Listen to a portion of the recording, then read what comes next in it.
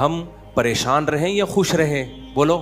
یہ جو اللہ نے کہا نا کہ ہم تمہیں آزمائشوں میں ڈالیں گے لیکن جو لوگ صبر کریں گے اور کہیں گے ہم اللہ کے غلام ہیں، تو یہ اللہ نے ہمیں آیت کیوں بتائی ہے؟ تاکہ ہمارے دل میں غم کو برداشت کرنا آسان ہو جائے، ہم غمگین نہ ہو.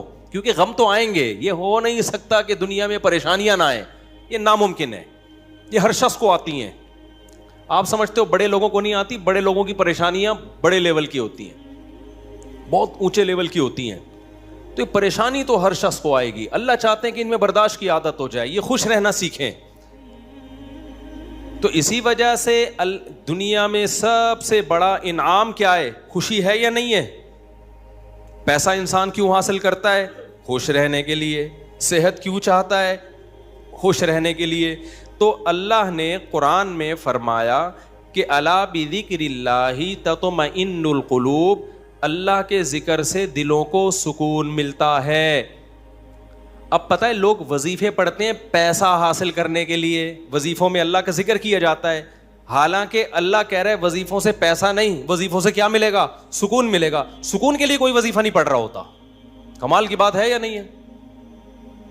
ابے بھائی صبح شام لوگ ہمارے پاس آتے ہیں، مفتی صاحب پیسے ہی نہیں ہیں، بے روزگاری ہے، بل اتنا آ گیا، دل چاہ رہا ہے وہ بل بکری کو کھلا دیں. ٹھیک ہے، تو آپ کوئی وظیفہ بتائیں، تنخواہ بڑھ جائے ہماری، پیسے بڑھ جائیں. تو میں بتا تو دیتا ہوں، حسبی اللہ و نعم الوکیل یا رزاق، یہ پڑھ لینی چاہیے. لیکن قرآن جو وظیفے بتا رہا ہے پیسے بڑھانے کے لیے نہیں بلکہ سکون کے لیے. کیا مطلب؟ غربت میں سکون مل جائے گا. آپ کو پیسے مل کے بھی سکون نہ ملے، اس سے بہتر وہ غریب نہیں ہے جو پیسے نہ مل کے اس کو سکون مل رہا ہو. وہ زیادہ اچھا نہیں ہے کیا؟ وہ تو زیادہ اچھا ہے بھائی. اس لیے اللہ فوکس دولت کو نہیں کر رہے، کس کو کر رہے ہیں فوکس؟ سکون کو فوکس کر رہے ہیں اللہ تعالیٰ. میں نے ایسے غریب دیکھے ہیں، ایسا دل ہنس رہا ہوتا ہے، مسکرا رہا ہوتا ہے مستیوں میں. اکثر میں ایک واقعہ بتاتا ہوں نا، ہمارے گھر میں مزدور آتے تھے، والد صاحب حیات تھے، انہوں نے اللہ ان کی مغفرت فرمائے، انہوں نے فرش بنوانا تھا. تو مزدور جو تھے نا صبح سے لگے ہوتے تھے اور گنگنا رہے ہوتے تھے. مزدوروں کے گانے بھی آپ کو پتہ ہے پرانے زمانے کے ہوتے ہیں، گنگنا رہے ہوتے تھے اور وہ لگے ہوئے ہوتے تھے نا. شام کے وقت جب وہ پلستر کر رہے تھے فرش میں، تو میں تھا، میری عمر ہوگی 20-22 سال.